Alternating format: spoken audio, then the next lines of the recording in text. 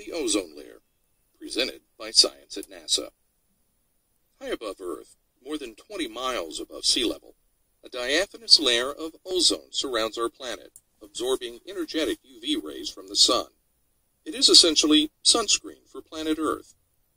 Without the ozone layer, we would be bathed in dangerous radiation on a daily basis, with side effects ranging from cataracts to cancer. People were understandably alarmed then in the 1980s when scientists noticed that man-made chemicals in the atmosphere were destroying this layer. Governments quickly enacted an international treaty called the Montreal Protocol to ban ozone-destroying gases such as CFCs, then found, for example, in aerosol cans and air conditioners. On September 16, 1987, the first 24 nations signed the treaty. 173 more have signed on in the years since. Fast forward 27 years. Ozone-depleting chemicals have declined, and the ozone hole appears to be on the mend.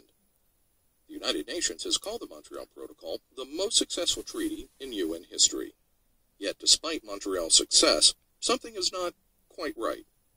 A new study by NASA researchers showed that a key ozone-depleting compound named carbon tetrachloride, or CCl4, is surprisingly more abundant in the ozone layer than it should be. We are not supposed to be seeing this at all, says NASA atmospheric scientist Xing Liang. Between 2007 and 2012, countries around the world reported zero emissions of CCl4.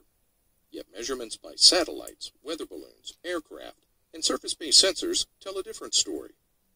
A study led by Liang shows worldwide emissions of CCl4 averaged 39 kilotons per year, approximately 30% of peak emissions prior to the international treaty going into effect. In the 1980s, chlorofluorocarbons became well known to the general public.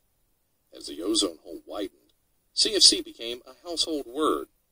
Fewer people, however, have heard of CCl4, once used in applications such as dry cleaning and fire extinguishers.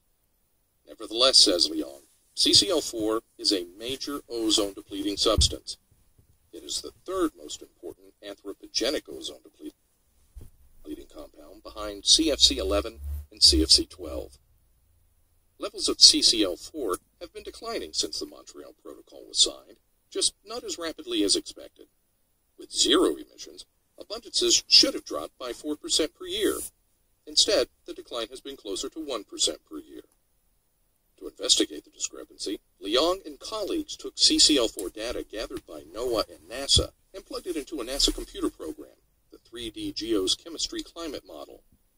This sophisticated program takes into account the way CCl4 is broken apart by solar radiation in the stratosphere, as well as how the compound can be absorbed and degraded by contact with soil and ocean waters. Model simulations pointed to an unidentified ongoing current source of CCl4.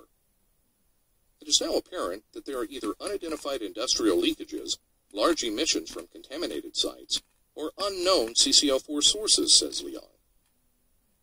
Another possibility is that the chemistry of CCl4 might not be fully understood. Tellingly, the model showed that CCl4 is lingering in the atmosphere 40% longer than previously thought. Is there something about the physical CCl4 loss process that we don't understand, she wonders? It all adds up to a mystery in the ozone layer. Liang's research was published online in the August 18th issue of Geophysical Research Letters. More information about the extra CCl4 may be found there. For more science mysteries on Earth and beyond,